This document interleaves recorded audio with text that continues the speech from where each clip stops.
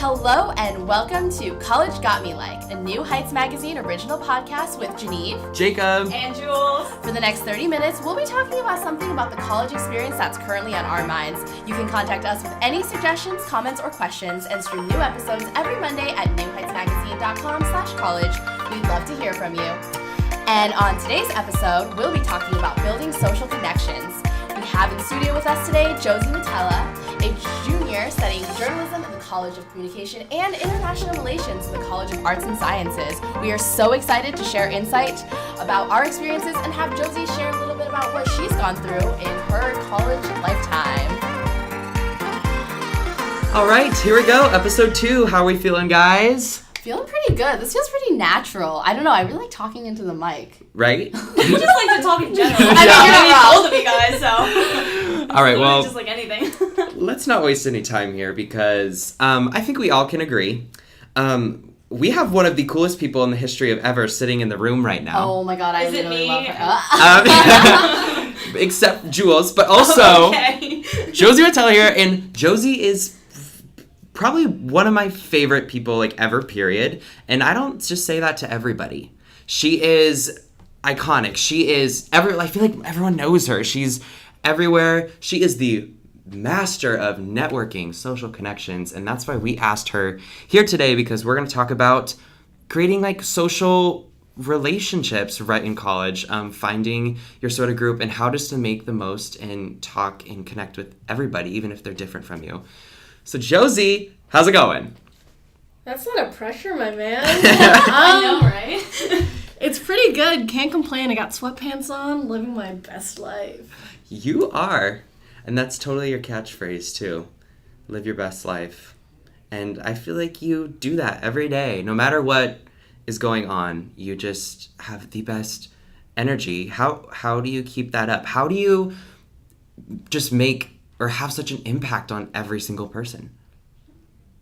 Well, that's also a large statement to make. I don't know, dude. I eat a lot of cheese, so that's the first thing. Sorry if you're lactose intolerant. But second point, I don't know. I have, like, Roald Dahl had this quote, and it basically just says, if you think good thoughts, they'll shine out of your face like sunbeams and you'll always look lovely. And, you know, me being... Is that verbatim? Somewhat so. Check Okay. my Twitter, guys. It's my pinned tweet. Something like that. And then also this other quote from Lin-Manuel Miranda basically saying, every day has the opportunity to be the greatest day of your life. Snaps for that. And I feel like no matter what happens, every morning is a new chance to live your best life and really just embrace the good and the bad in life, because that's all you can do sometimes. I love it. Josee needs to write the Bible 2.0. So my next question for you is, you are a whole year older than us, so much wiser. Do you remember the first few steps you took onto BU's campus and, like, what went through your mind?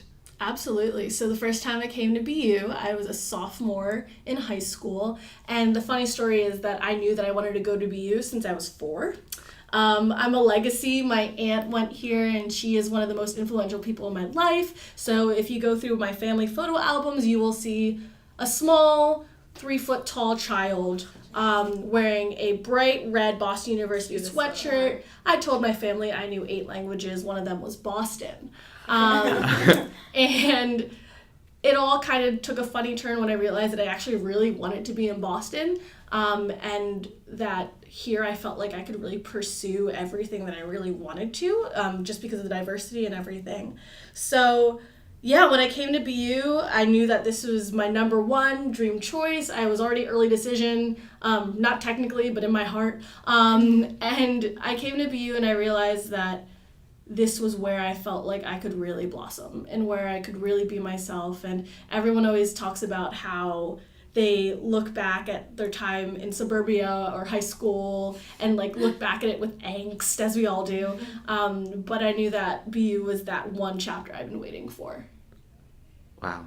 I totally, like, agree with you with that. I'm also, like, a legacy. Like, my mom came to BU, and my mom wasn't really, like, the one who, like, persuaded me to come to BU. I don't know why, but I was just always drawn here. Like, when I first visited BU junior year for me, like that's when I knew like BU was the place for me. I'm from like a small town, like half an hour north of New York City. So coming from like a small town, I knew I wanted like a city feel. And like when I first visited BU, like I already knew that I like loved the city campus. And because there's so many students, I wanted that rather than like, you know, like my small town.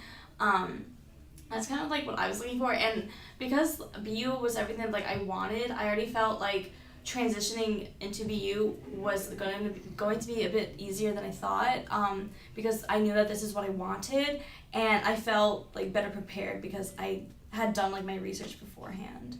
Perfect. So we felt comfortable about BU. Absolutely. I think we all kind of felt the same way. We're going to take a really, really fast break already, and then we're going to sort of dive into our best advice for people and meeting people on campus and the best way to go about building your social life in college. Stay tuned. Hey Boston and New York. The first annual New Heights Tomorrow Today conference is coming to you this February. Lineups feature modern, inspiring, and hardworking creators, performers, entrepreneurs, and panelists, ready to share their best advice with you and showcase some of their work. Head to newheightsmagazine.com/conference for all the info, dates, ticket information, and how you can claim your passes to either event early. I'll see you there. Don't wait. RSVP and get your tickets now. I was walking in talking in Josee, and I was just going to walk my dog, and I was going to get some coffee at Wawa, and then they're like, honey, you got to get your dog out of the coffee. And I'm like, what are you talking about? I'm talking about everything, you know? It's just, I fucking hate Maureen. Maureen's like, not like our Maureen. I'm just like, wait, That was really funny. Thank you. Maureen is going to listen to this and Maureen's be like, gonna wow, hear it. She's gonna thanks. be like, oh my god, Thanks Josee. for the subtle stab. She'd be like, I'm only crying a little bit. Was that the real Josee Matela right there? No, I'm actually British. All right. So, okay, getting back to our topic here. Building social connections. If I think about like the first time I was really on campus and just felt overwhelmed by the amount of people, I felt like the thing to do was to find people that were exactly like me, which looking back I feel like was almost, dare I say, like the wrong mindset to have. I feel like most of the people who I'm really, really close with now are people who don't like overlap with my same characteristics, if that makes any sense, because I just learned so much from them and I'm so inspired and in awe of their interests and I have such an appreciation for that.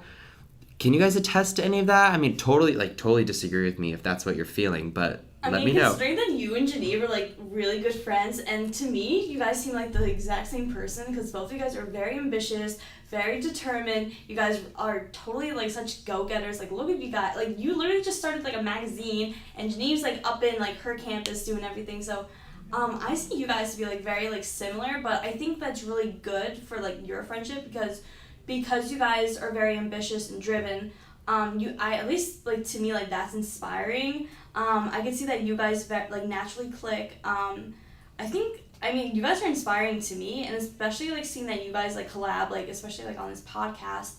I find you guys being like an inspiration. Like now, like realizing as like a sophomore, like I need to like step it up a bit, and I got to be like more out there. Are you kidding? So I'm really happy to be friends with you guys. So like I'm oh my god. like for me, like I don't necessarily find myself to be as like driven or like out there as you and Geneve. I'm definitely not as like outgoing as you guys, but I'm like naturally drawn to you guys. So I definitely see myself wanting to like get to know people like you guys. At least like for me, I don't know how you guys feel about that, but you guys are inspiring to me. So like I want to like be friends with you guys. As weird as that sounds. I think we can kind of, what we say is different, but also kind of similar in the sense that like it's just different people are interesting, and I think when we come to college, you just meet different kinds of people that you've never been able to meet before because a lot of people grew up in small towns or grew up in areas that, although like majorly populated, have just a lot of very similar people. I think one of the reasons that I was just like immediately obsessed with Josee and her energy was because her confidence was something I really hadn't developed at that time yet. I met Josee a week before school started, and I can remember the first full conversation we had. Wait, where did you meet her? We met, so she was my FISOP leader. Oh, okay. Yeah. So I remember us sitting in the GSU, and for anybody who doesn't know what that is, that's sort of like our student union, kind of where everyone gathers, like a student center. And I remember the first full conversation we had where I had no idea what I wanted to do. I didn't even know if I was in the right place. And we just made eye contact for like what felt like hours. And you were just telling me how much you loved this thing. And it wasn't like you were saying, look how happy I am, or look how like I'm so comfortable here. I was just inspired. I was like, I want to chase that feeling. And I think she's inspired me so much that I sort of emulate the things she does, and that's almost built my own character in a way. Josee, did you have like people that you looked up to or felt like you related to on some sort of deep level that you wanted to be like them? Was that how you kind of built your social circle, or something totally different? I don't want to put words into your mouth. No, I mean, I'm definitely a huge believer in this sort of energy. If you walk into a situation or a friendship or just even up to a stranger and you have this sort of idea that this isn't coming out of malice. This isn't coming out of, hey, I want to use you for a connection. It's literally just being like, hey, we're two people. We're put in the same place right now. Fate's put us together, and let's talk. Let's see what's going on. And I really feel like a lot of what's not talked about is this idea that people are constantly works in progress, and everyone's really progressing and evolving, and the person that you talk to or the person you looked in a mirror at, aka yourself, a year ago could totally be a different person. And sort of this, we're all in, quoting High School Musical, we're all in this together.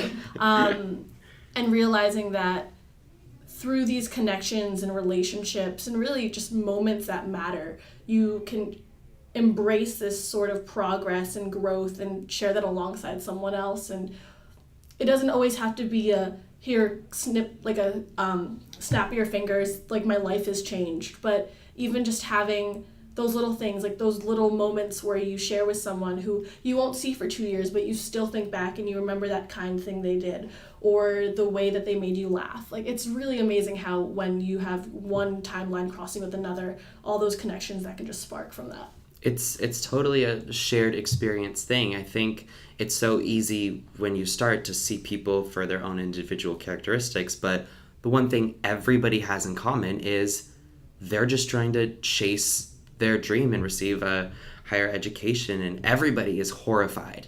Like, even if somebody denies that, they can be as comfortable as they want to be, but there's a thought in the back of their mind that's like, I don't know what I'm doing, this is brand new. And I think that's what you should focus on when you're trying to meet new people and bond with them, is what is the one thing that we can relate on and create that shared experience. I found that I was just so in admiration of the people who said, hey, I'm going to go do this thing, like, come along. And I was like, okay. I was like, I don't know you, but I'm going to know you after this. And I'll get to know you, and if we're not the perfect match, that's A-okay.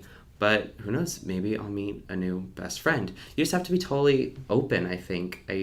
We kind of come in with like a predetermined who we want our like social circle to be, but I think that's almost dangerous and just limits the opportunity for you so much. That's how I kind of feel. Do you guys kind of like agree with that? Or do you think should you always keep an open mind for people? How many chances do you give them? This is like harder like questions to ask, but I think it's such an important conversation. I know were thoughts in the back of my mind when I was moving to campus for the first time. At least for me, like I personally kept like an open mind to meeting people, especially at the beginning of freshman year. It was like weekend after weekend, I kept going out with friends who would always like bring along friends of friends. So I was always open to meeting people. At least personally for me, like when I meet new people who I like vibe with, I genuinely want to keep up like a friendship. I mean, that's personally just me, so I'm always open to like meeting new people, and then especially like this year as well, I've become like pretty good friends with a few of the girls on my floor like already. For me, like I'm constantly expanding my social circle, and that's just works for me. Like I don't know about, like I know other people would prefer like a smaller circle of friends, but for me, I kind of just like having constant company. You know what I mean? I completely agree. I get lonely really easily now in school. Me too. Because you're used to being around people like almost 24/7. You live with someone. You have classes with people. You do clubs with people. You see people walking on the street. I think it's easier than people think to meet people. And I think sometimes you just have to break that awkward moment. I mean, Josee, how do you feel like, what's the best way to break the ice with somebody? So I guess for me, whenever I just want to talk to someone, I always try to bring up something situational that's going on. Like, say it's raining, I go, hey, did you bring your towel today? Or like, that was a fun shower.